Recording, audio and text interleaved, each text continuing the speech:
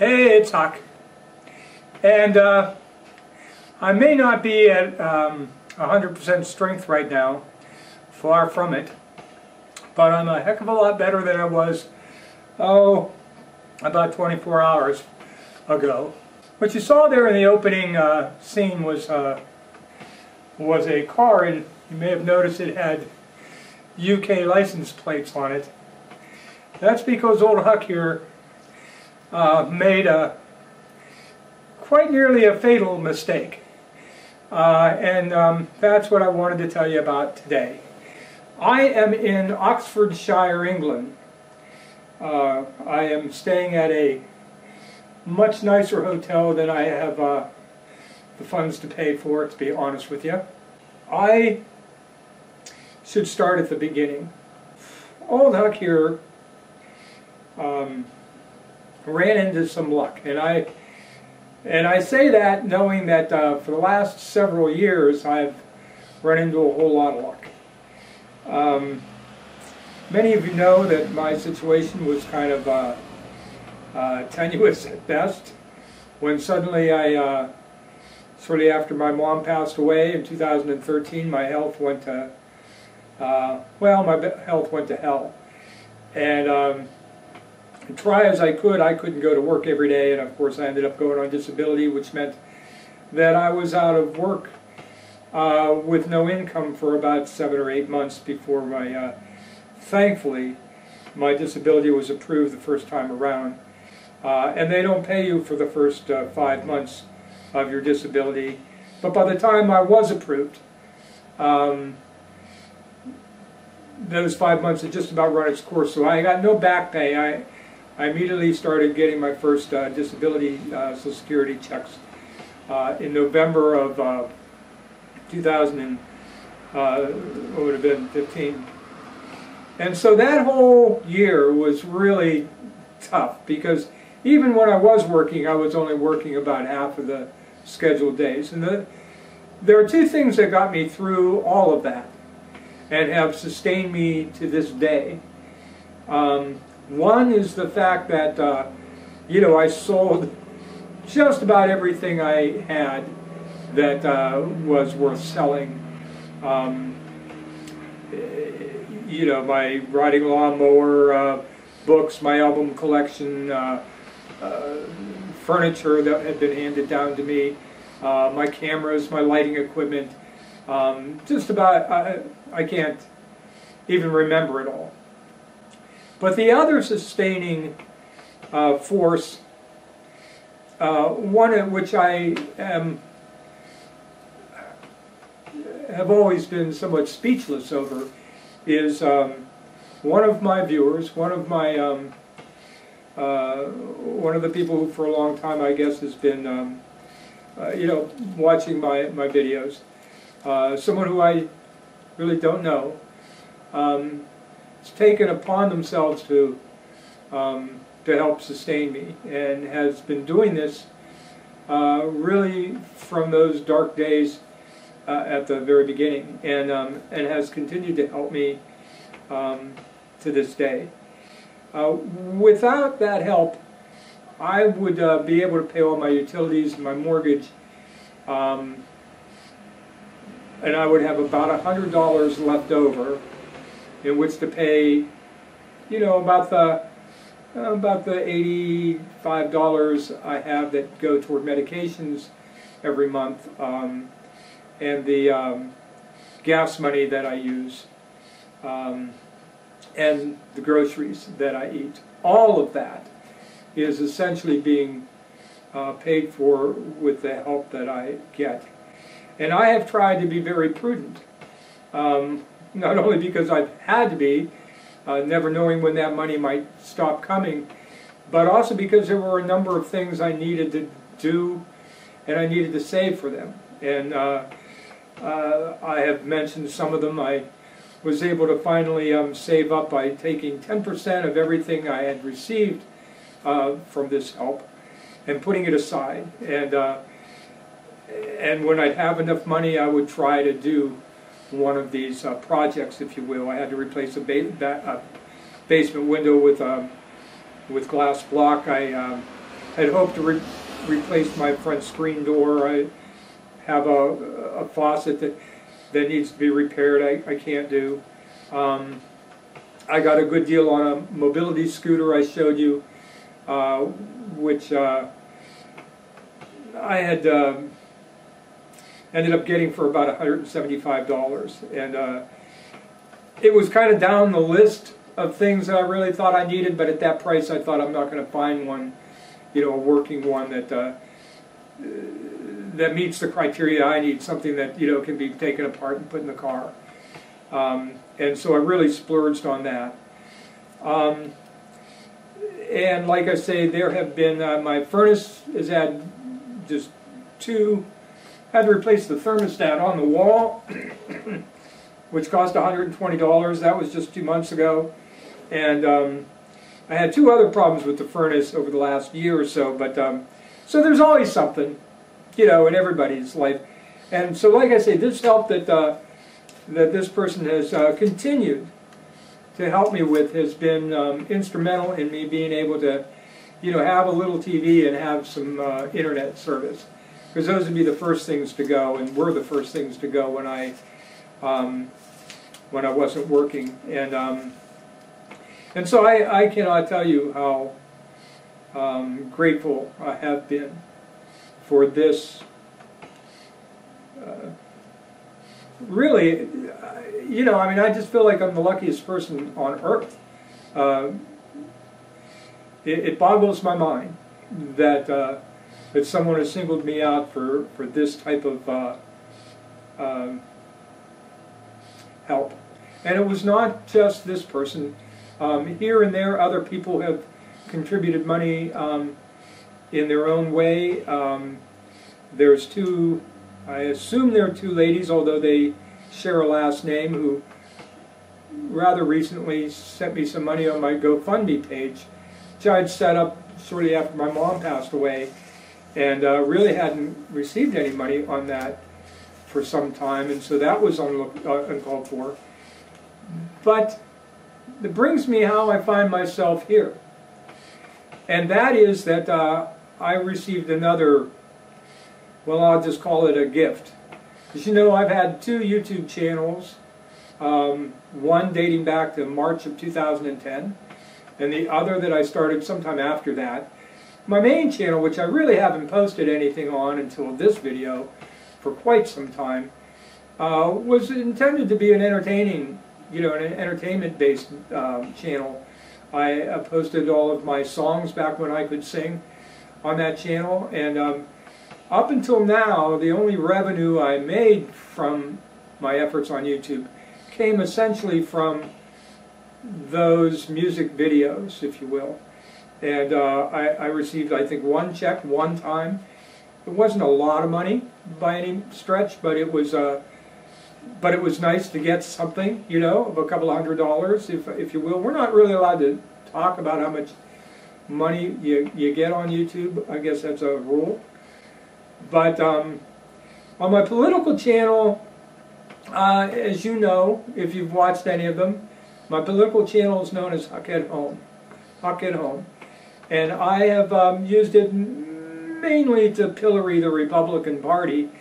Certainly Donald Trump, who I'm not sure, is not really, well, the worst possible person to hold elective office in my memory, and the office of president certainly. Amazingly, I was able to receive some revenue from my based on my political channel, and most of that revenue, as far as I can understand it, because they're not real clear on all of this, came from a video I posted way back at the beginning when I first started making these videos on that channel, all about Obamacare and the real reason Republicans hate it. That video got, an enormous number of views back in January, February, and March, when the Republicans were attempting very hard to repeal and replace the Affordable Care Act. And you know, I am grateful, one, because I think a lot of people got an education from watching that video. Best I can tell, maybe 150,000 people watched that video or so since January. I did one or two other videos on that channel about Trump, about the election or whatever, but that was really the driver, the Obamacare video. And as a result, I started getting checks from Google. Google pays you every month for your YouTube videos if you've earned enough revenue that they can cut you a check for at least $100. You'll receive it $100 each month if you've earned that much revenue. Well, I had gone, you know, the better part of 5 years without receiving one single check at any point, which goes to show you how many views I've been getting. I quit making videos for the purpose of making money a long time ago. So this was completely unforeseen. And as I said, we're not really allowed to discuss how much money we make. But I had such a run on views with this, particularly this Obamacare video, and some contributions from some of the other videos, maybe to a lesser extent, that, like I say, over the course of about 3 or 4 months, I was getting checks every month from Google. And again, I can't say how much that was, but let's just say it was a grand amount. And for the first time, I thought, you know, maybe I will splurge on myself. And the splurge was going to be a trip to the ocean, something that I could drive to. I was looking up and down the Jersey Shore. I've never been to the Jersey Shore. Wouldn't have been my first choice, to be honest with you, but it was, I thought, drivable. It was within 7 hours, or maybe even 6 hours from where I live. I was looking at Ocean City, which I had been to, although not in many, many years. And I even looked as far south as Virginia Beach, but I didn't think that was doable. For me to go on any trip, I have to take my portable oxygen with me, which come in these little tanks. And I got about 5 of them to take. And I don't need them generally during the day. I need them generally if I do anything physical. And so I always have to have one with me when I go anywhere. But I do sometimes need to have oxygen at night and when I sleep. And I could make arrangements for the service that I have that supplies me with my oxygen to have oxygen supplied for me wherever I go in the United States. So I started doing a search thinking, you know, how could I spend this money? And I knew I shouldn't. I knew, you know, this is an opportunity for me to get some of these projects done. And but the truth is, you know, I stay in my house 6 days a week and never really see anybody.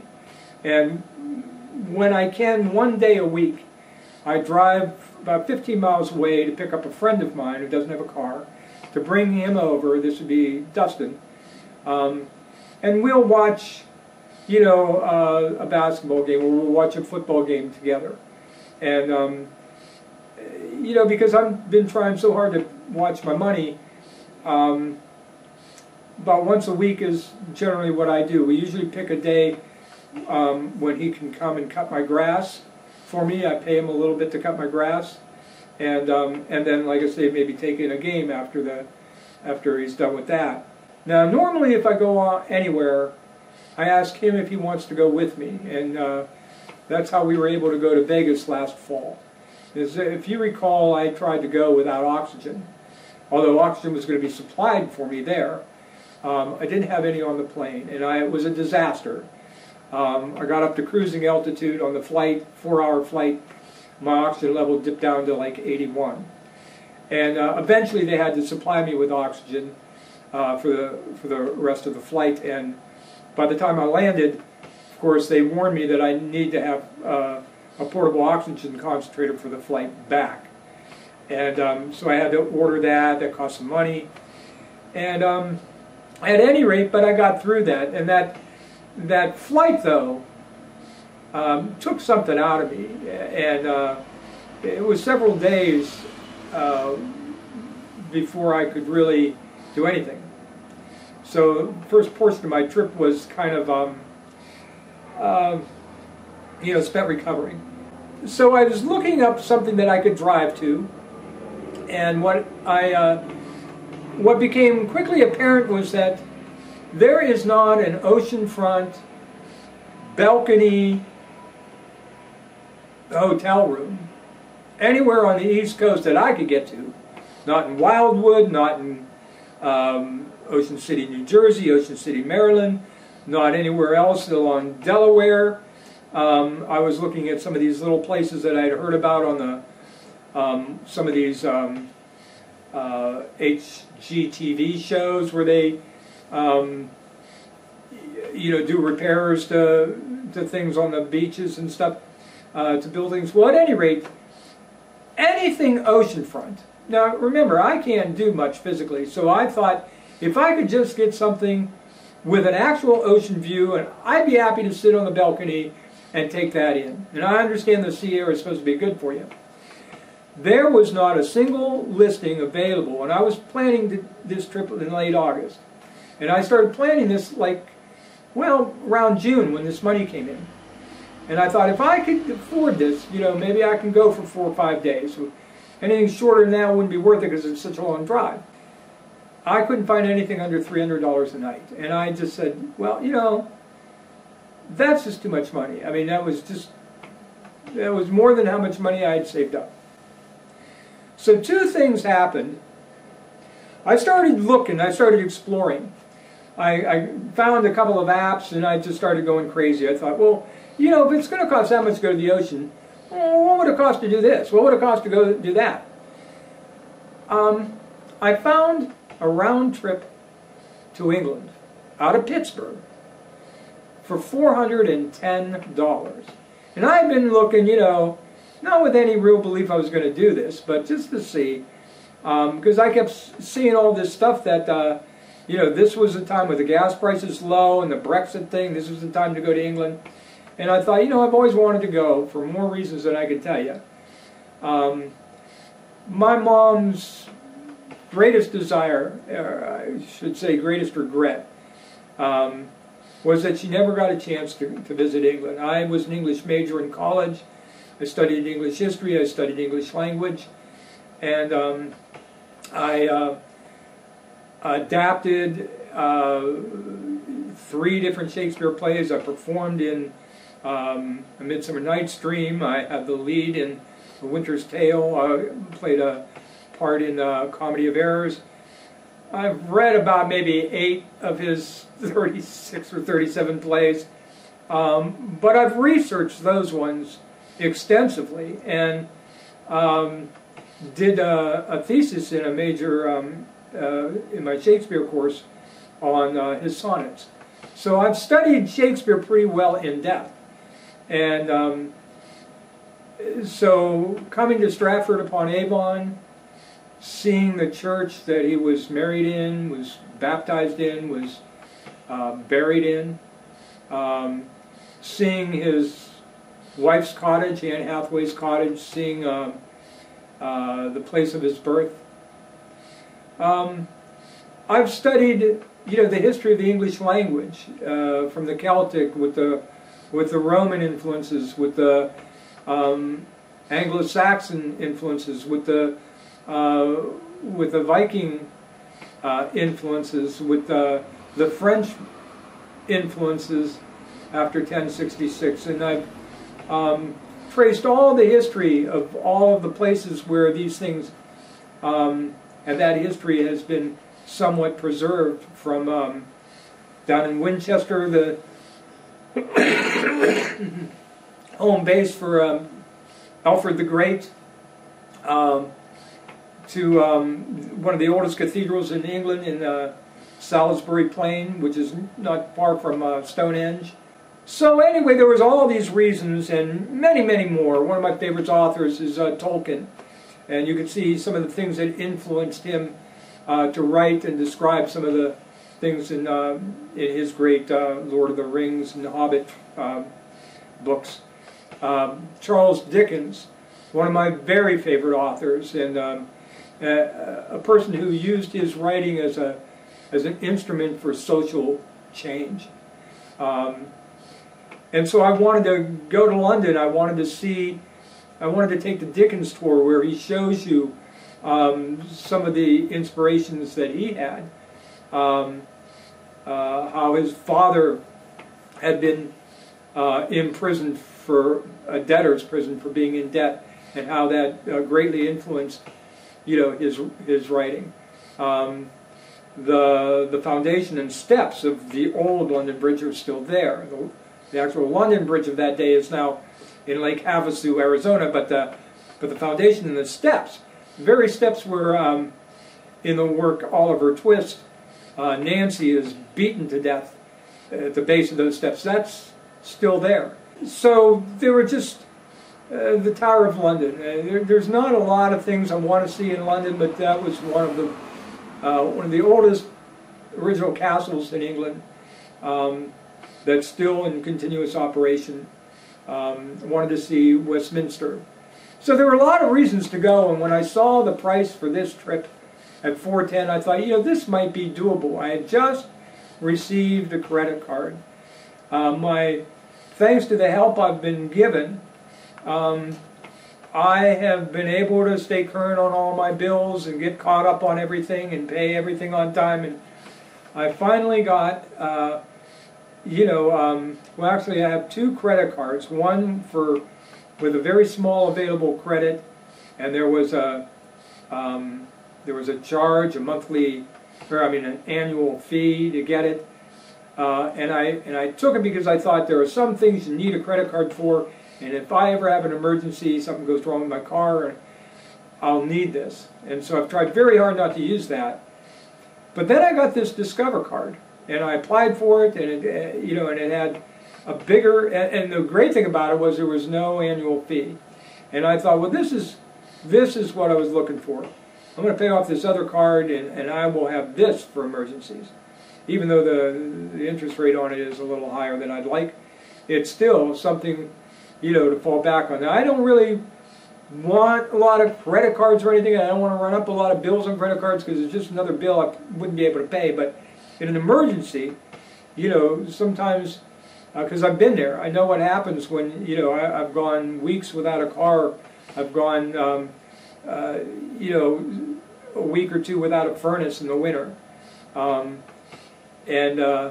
With my health, I can't afford to do those things anymore. So, together with the money I got from my YouTube, and now this credit card situation, I thought, you know what, $410 is doable, for the flight, but, now this was a 6-day trip. It was to leave the 24th of August and return the 30th of August, and it wasn't to London.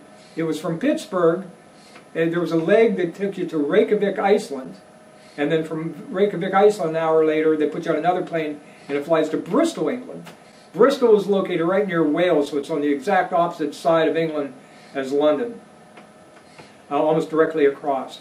So my plan was, if I could go, I was going to land in Bristol, make my way driving or on trains to London, and then back.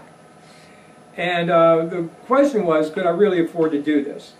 And I found, by doing extensive research on YouTube, I found a couple of apps that showed me some unbelievable deals on rooms. There are like Airbnb rooms that you can rent. Some are almost whole apartments. But I was looking specifically for things that would cost me in the neighborhood of $50 a night. Because hotels are pretty expensive in England. They average around $130 and up a night. And the bigger cities, the more they are. The closer they are to anything you really want to see, the more they are. And so I was trying to get as close to things as I could be because of my limited mobility, but still have the ability to park a car or be close to a train station. Then I realized I wouldn't be able to lug everything around. I would have a portable oxygen concentrator with me. I would have at least one big piece of luggage. And there's just no way in my condition I could lug this stuff around. So I thought, I'm going to have to rent a car. Well, I rented a car in Las Vegas. It was really not too bad. I think I paid about $110 for the whole 6 days or whatever I was there. And so I figured it wouldn't be too bad. That was my first mistake. My second mistake was impulsively. Well, first I checked with Dustin to see if he could go. I knew he had saved up a little money, but there was just no way he could come up with enough money to share all of the costs, you know, plus the plane ticket that he would have to buy. He didn't have enough money to do that, and I was not going to be in a position to be able to help him. So my first mistake was I went ahead and impulsively bought the airline ticket, and in order to try to save money, I didn't buy the optional cancellation insurance. Then as I started hunting around, I didn't make any reservations for any rooms because I didn't know. I knew I had a very ambitious schedule, what I wanted to do, where I wanted to go. I wanted to go through Bath. I wanted to go to a place in the Cotswolds. I wanted to go to Stratford-upon-Avon, Oxford, London for at least a day, up to Cambridge and back to Bristol.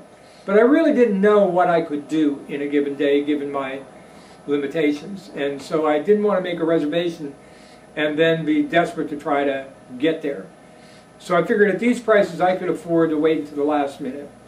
And that was probably another mistake. But the third mistake was I failed to take into consideration what a toll this trip was going to take on my health. And that came crashing home to me yesterday. I ended up going on the trip even though right up to the, literally up to the moment I dropped my dog off with my brother, every single day I struggled with this decision. I kept telling myself that, you know, if I cancel now, you know, I'll just be out the $410 for the plane. And I can absorb that better than to spend all this more money. And I should have listened. I should have listened to myself. I went, and I got on the plane in Pittsburgh. They were very accommodating as much as they could be. The airline was an Icelandic airliner called WOW, W-O-W. And they got real good marks. All their airplanes are, you know, fairly brand new. I think like 2010 or 2014 are the oldest planes on their, you know, in their fleet. And so it costs money to assign your own seat, so I didn't do that.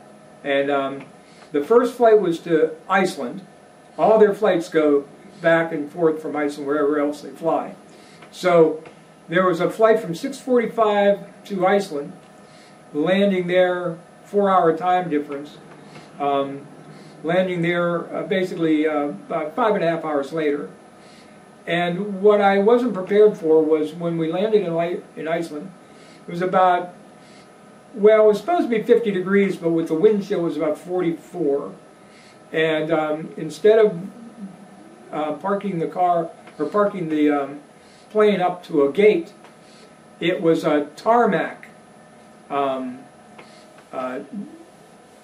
situation where they pulled up a stairwell, and you had to walk down these stairs on the tarmac, and where a shuttle bus took you to another plane on the tarmac, and you went upstairs into that plane. And I took one step out onto the platform where the stairs were, and I realized the cold air just completely took my breath away, and I couldn't go down the stairs, and I had to go back onto the plane.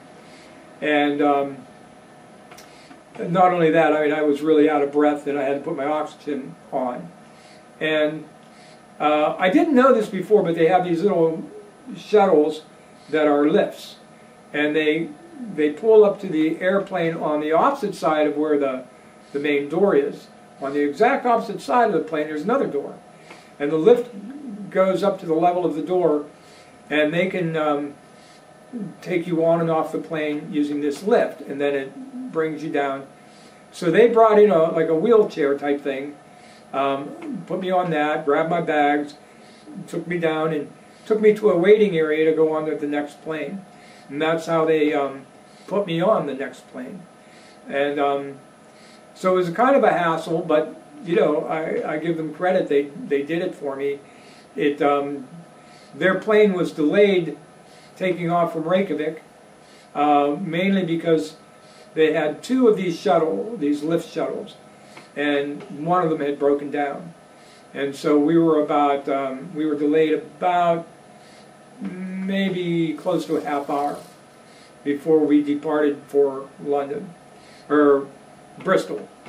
So, unfortunately, when we got to Bristol, it was the same situation. It was a tarmac departure from the plane, so I had to wait for a lift, take me out. They were very nice. The airline or the airport arranged for somebody to put me in one of their wheelchairs and cart me through customs in Bristol, and basically see me all the way to the shuttle where I was taken to pick up my rental car. When I got to the rental car, they had told me that I could get the rental car using my Discover card. And I found out that they didn't accept Discover. So I had to put that on my, I had to pay cash for that, well, my debit card. Apparently I was talking to somebody at their call center in America, I think it's in Seattle or something. I get there and they didn't even know what a Discover card was. I had now been up for about, well, you figure I'd been up since about 9 a.m. on the 24th. Got on that plane at 6:45 in Pittsburgh in the evening. Landed in Bristol, what would be in Ohio time about 5:15 a.m. It was 10:15 here. And I got in my rental car, and I knew I needed to get some sleep, and I hadn't had anything to eat since the Pittsburgh airport. And one of the things about driving around in England is, first of all, you're driving on the left side of the road. All of their intersections are what they call roundabouts. So it's a completely different way of driving. And I paid a little bit more for my rental car because I changed my reservation at the last minute. I figured I'm going to have enough to deal with without having to worry about how to operate a stick shift with my left hand, because the driver's seat is on the right-hand side. And so I can operate a stick shift, but I've never done it with my left hand. So I paid more, and I kind of regret it now, because the vehicle in England, trust me, you want a very small car. The smaller the better, because the roads are narrow. I can't tell you how many curbs I hit.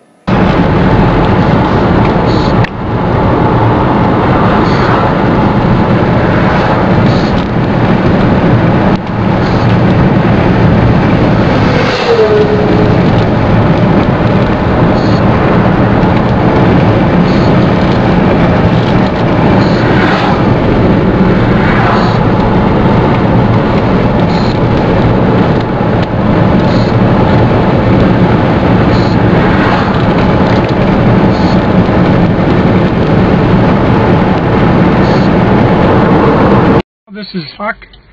I'm in a place called Stow-on-the-Wold in merry old England.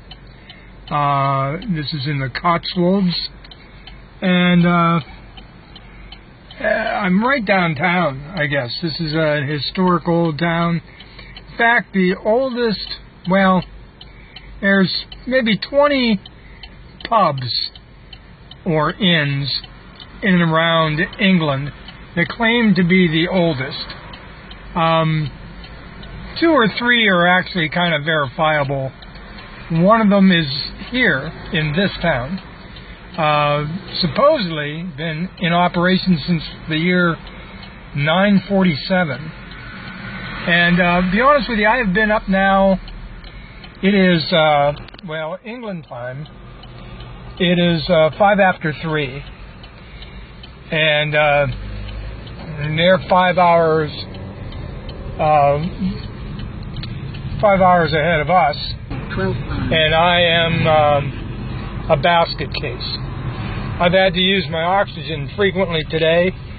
They had to help me off the plane. But I seem to have caught my second wind here once I've been... First hour and a half of driving was really something. Don't forget, I'm driving on the right side of the vehicle here, and the left side of the road, as you can see. You can see my navigator. I am leaving Stow on the Wold, and I'm heading for Oxford. I might even just call it a day at that point. Wanted to get to Stratford upon Avon. Plan on seeing a Shakespeare production by the Royal Shakespeare Company there. But I'll probably see that tomorrow. I think they're doing Julius Caesar. Anyway, I'm going to be here for 6 days. This is my first day here. And, but lack of sleep here is really caught up to old Huck. I've got to find a place. I got to recharge my batteries. I got to recharge a bunch of other batteries that I've got with me on this trip. And, I've got a whole itinerary here in 6 days. London for 2 days. Oh, just a whole lot of things. So the lack of sleep, the lack of anything to eat, the fact that I had been up, going on 30 hours, and the stress of all of that I'd been through, and now trying to drive, kept catching up with me. And it got to the point by about 3:30 in the afternoon, I was in such straits. I needed to go to the bathroom, and I was literally afraid to leave the car. I didn't have enough strength to walk, to a building. And at this point, I was breathing very poorly. And I mean, I was on oxygen. I finally stopped at a gas station. I was in between a place called Stow on the Wold, which I'm going to, in a later video, I'll show you a little bit about that. And I was about halfway between Stratford upon Avon and Oxford, about 20 miles from each, right in between. And I had a medical emergency.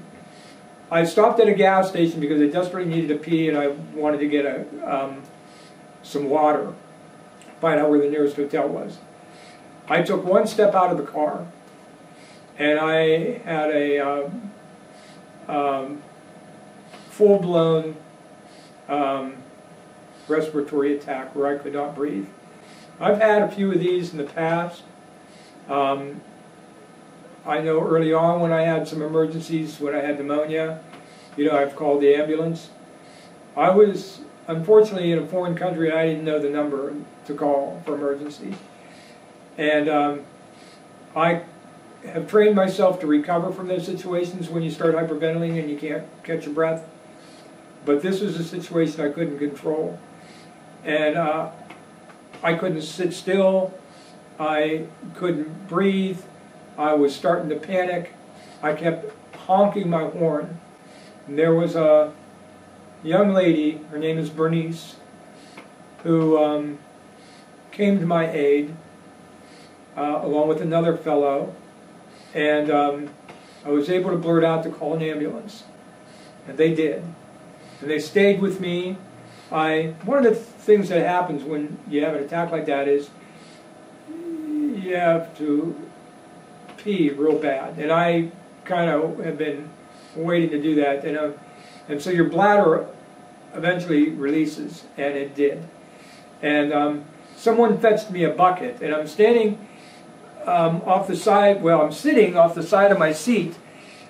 I had to actually pull this out in front of people trying to pee, but I'm afraid the accident happened before I got that far. And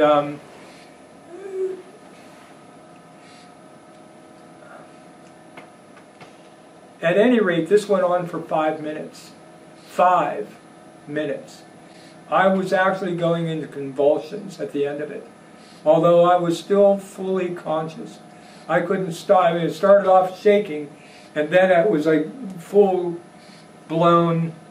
I honestly thought I was going to die right there. I even mentioned that to Bernice, who was trying to calm me down and giving me great advice, you know, trying to get me to breathe deep and trying to get me to slow my breathing down, none of which seemed to be working at the time. And I managed to tell her that I'm going to die here in England, to which, you got to love the British, to which she said, well, there's a lot worse places to die. You've just got to love British humor.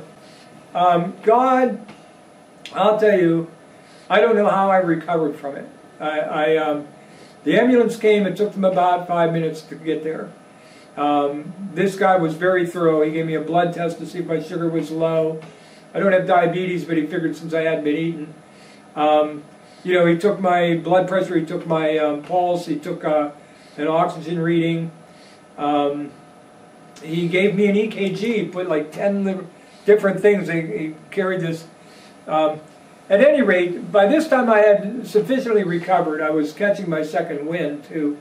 And he kept asking me if I would go to the hospital. And I told him I didn't want to do that. I knew what I needed. I needed rest. I needed maybe something to eat. And I had all the medications and the oxygen and everything I needed, even for emergencies like this. But if I went to a hospital, the only thing that was going to happen, I thought, was it was just going to be that much longer before I really got the rest and the sleep I needed. So Bernice, in her car, and I followed her, led me to the nearest hotel, which was about 10 or 15 minutes away. It turned out to be a 4-star, unbelievable place.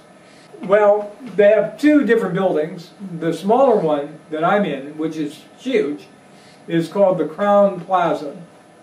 And the bigger one,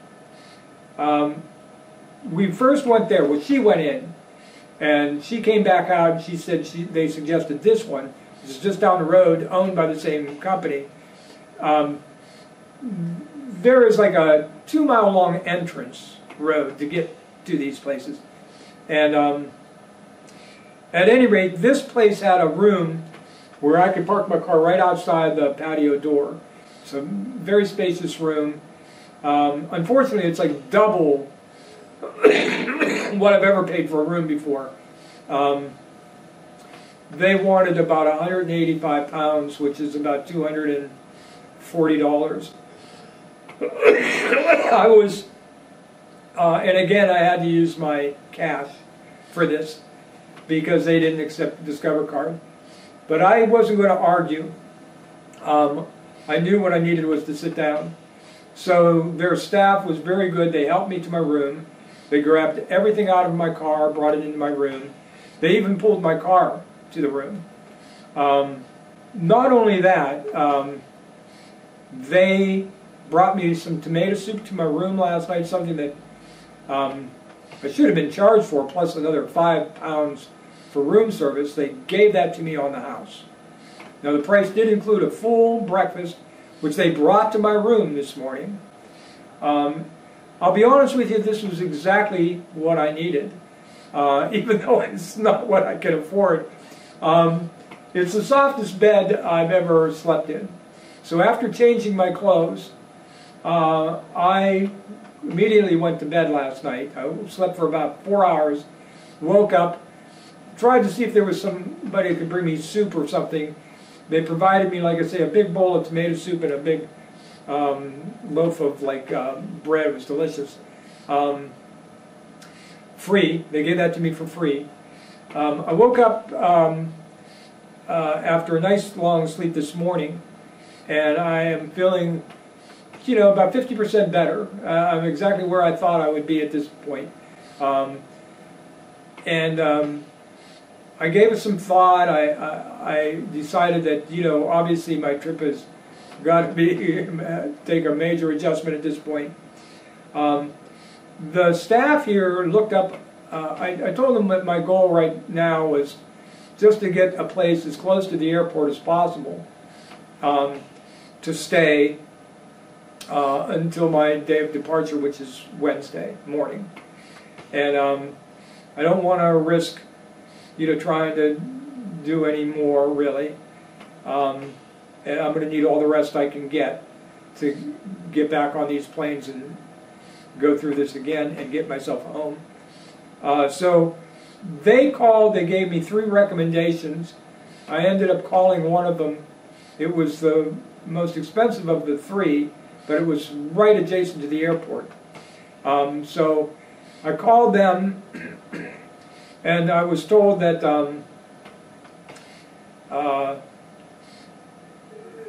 that I could, I think it's going to be about, I got a pretty good deal. I think I'm going to pay about, it's going to cost me about $200 to spend 2 nights there. The last 2 nights. That'll be Monday night and Tuesday night. I didn't think I was well enough today to try to make it there. So I'm going to stay here one more day. And I haven't left the hotel today. I don't plan to. I want to thank this friend of mine who, like I said, continuously been helping me.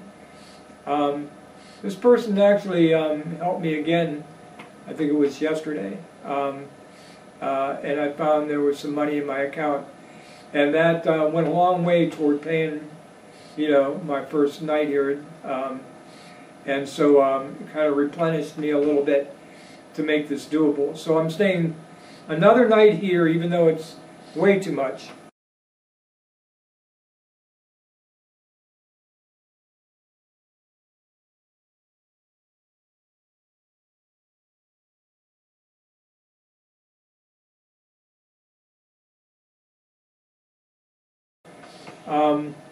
I'm hoping with another day of rest, I am going to be healthy enough to make one good run at it, not stopping and seeing, and physically getting out and doing a lot of things that I had intended to do. But daggone it, I'm not ever going to come to England again. I knew that when I came. This is my one shot. Maybe I'll be able to get out of the car, at least to shoot a little video. I'm going to shoot back on up to Stratford, because I drove through there yesterday, but I was too sick to, I'm driving by, and before I could get a camera, oh, there's Anne Hathaway's cottage. I never even saw Holy Trinity Church where Shakespeare's buried. I'm hoping to have enough strength to get some video of those things, even if I have to do it from my car. So I'm not going to get to see Westminster. I'm not going to be able to see the Tower of London. I'm not going to be able to take the Dickens tour.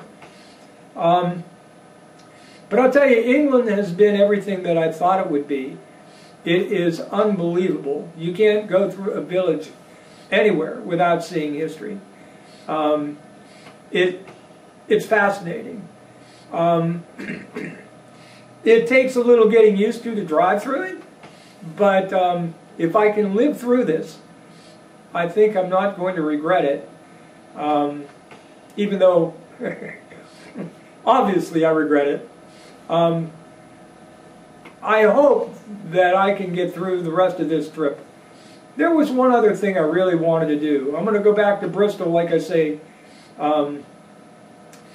Monday and Tuesday, and I'll be there, to get on my plane Wednesday morning. The one other site I was really hoping to see, and the thing that my mom was always talking about, and probably maybe the biggest incentive for me to come. My mom and her brother had paid to get their family ancestry traced. And this was many years ago, before Ancestry.com and all of those types of things were available, before the internet even. And what came back was a kind of a, I don't know, about a 6-page, 7-page report that showed in, in succeeding generations as far back as they could trace. And as far back as they traced it was a family of Henry Grubb. That was my mom's maiden name, Grubb. Henry Grubb, who lived in a place called Stoke on Climsland in Cornwall, England. Now, if you imagine a sitting dog, Imagine the tail at the back of the dog as being like Cornwall. And about short distance from the tip of that tail is this little village, which even today only has about 1,700 residents. Apparently, Henry Grubb's son, his fourth oldest son, I think there were 8 kids, named John Grubb,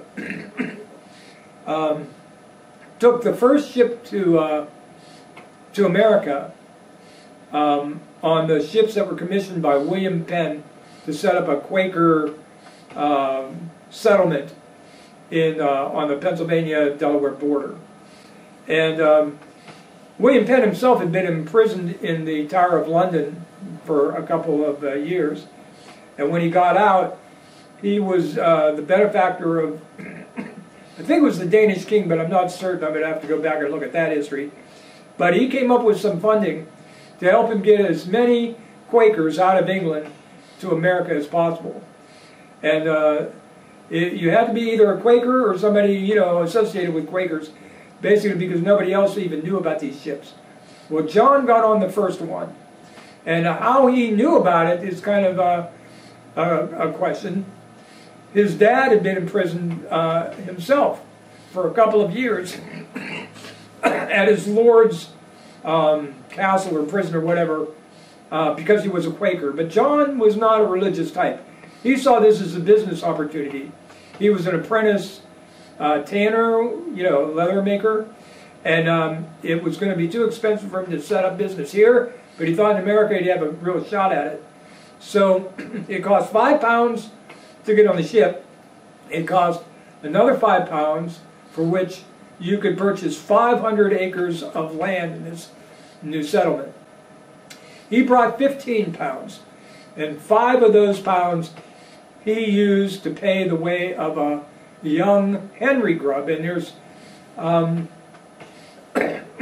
the time that my parents, or that my mom and my uncle had this genealogy trace, they thought that the young Henry Grubb might have been John's younger brother. But recent evidence, more recent evidence shows that it was more likely a cousin who lived somewhere in the London area. John had to travel 245 miles from where he lived to get to London. But I believe Henry was a younger cousin who lived somewhere around there and was probably related. At any rate, John paid his way. And in return, Henry had to serve as John's indentured servant for 3 years. I remember having a conversation with my mom about that because it reminds me so much of my mom's father, my grandfather, who was a real businessman. And I remember my brother got into a little trouble one time and he had to come up with money real fast. And my mom had no other way of getting the money except going to my grandpa for it. And I remember Grandpa told her, you know, he wrote out a formal thing about it and said, well, you're going to pay this back with interest or it's going to come out of your inheritance. And, you know, and what I learned from that is that, you know, John and my grandpa probably have a lot in common. At any rate, John had a thriving business, and there was this, he had a leather works, a tannery, that operated for like 100, 150 years, you know, even after he died.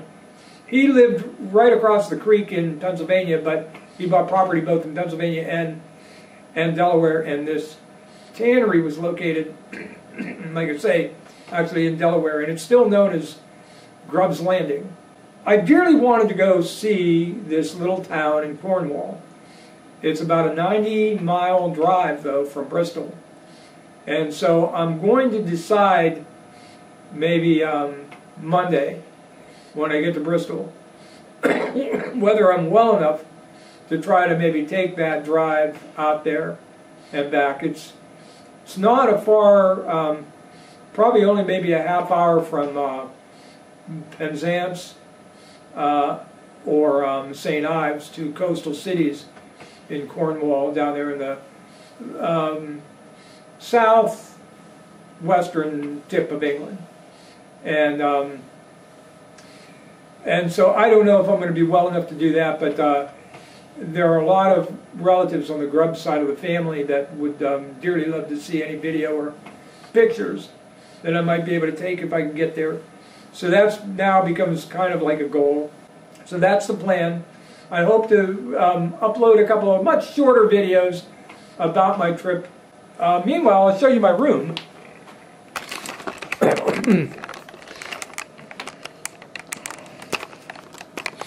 This is the softest bed I've ever had, and I must say I've got my little nebulizer there, my little portable nebulizer. Got a little table. There's a chair I was sitting in. Behind those closets there was a bunch of stuff. There's a beautiful bathroom. See if I can... Some of the money I had to spend just to prepare for this trip. There were... You know, they use different electric sockets here, so you have to buy adapters for everything. I had to pay money for my oxygen. This is, they have a shower. There's a big spider in my shower yesterday. Somebody came and cleaned it. There's a tub. So, anyway, this has gone on way too long. I'm going to let you go. Sorry to bore you with all the details.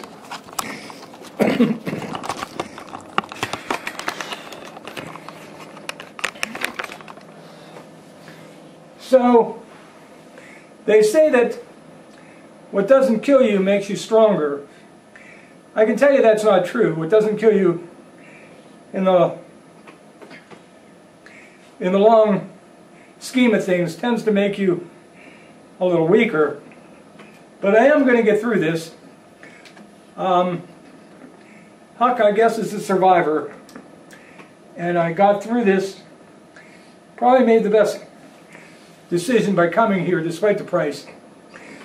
And I'm still at least a good day away from being able to move on to maybe something else. I fear I'm going to need some help. And that's probably the biggest mistake I made, was to think I could do this trip without someone accompanying me. Had I had somebody with me to help me with everything else, to go in and get things to help me, I think probably what I should have done was got a hotel the minute I got off that plane and spent a day right there recovering. And I regret very much that I didn't do that, but probably even more than that was I should have waited until somebody could afford to come with me. Or what I keep thinking, and what I thought, like I say, about an hour after I got on the plane to begin with, which was my instincts were probably right. I probably should have just stayed home, put the money towards, you know, a more practical use. And as I said from the beginning, and as I guess I explained to my friend Dustin, every day I woke up for the last month saying I shouldn't go on this trip. But the only way I could express it to my friend, who is a huge, you know, football fan, I said, you know, this was kind of like having a ticket for the Browns in the Super Bowl. You know, a once-in-a-lifetime chance. And I knew that if I didn't go, I'd never be healthy enough to go again. I knew that. I knew it was either now or never. And I wasn't likely to ever have enough money to do this again. And despite, you know, those reasons, I knew all along, something was telling me all along not to do this. And in retrospect, I've learned a very hard lesson here, that, you know, you follow your instincts. I shouldn't have done this. There's so much, it would have been so much wiser to put that money toward better use. And I've got some other things coming up. My health insurance is, I'm going to switch over to Medicare in November, because I've been on disability now for 2 years, and they switch over to Medicare. Well, Medicare is actually going to cost me more that Obamacare has been costing me. They're going to take, first of all, they're going to start taking about $134 out of my Social Security check, which right there is more than I pay for Obamacare. But then in addition to that, I'm going to have to start paying for a supplemental insurance as well, so that my medications are, I'm helped with, and some of the other things. And I haven't even begun. That's chore number one when I get back, is to call this number I have to help me go through my options with that and see what in the end that's going to cost. And so that's going to put me, so like I said, and I knew that, and I knew that was another big reason why I shouldn't spend this money. Now I'm going to have monies on both of these cards that are going to have to be paid in, but you know what, I'm not going to spend the rest of my life regretting every decision I made. This was a bad move. I'm going to find a way to get through this and try to try to make amends. Like I say, I spend a good deal of my days alone, and I guess the idea of getting out and doing something that I've always wanted to do was just too great a, was just too tempting. I'm hoping that when this is all said and done, I'm going to be able to look back on this, and despite all of the setbacks, remember, among other things, the unbelievable kindnesses that people have shown me when I really needed some help. And so I look forward to the day that I'm home and can reflect on that. Thank you so much for watching, and I'll see you again real soon.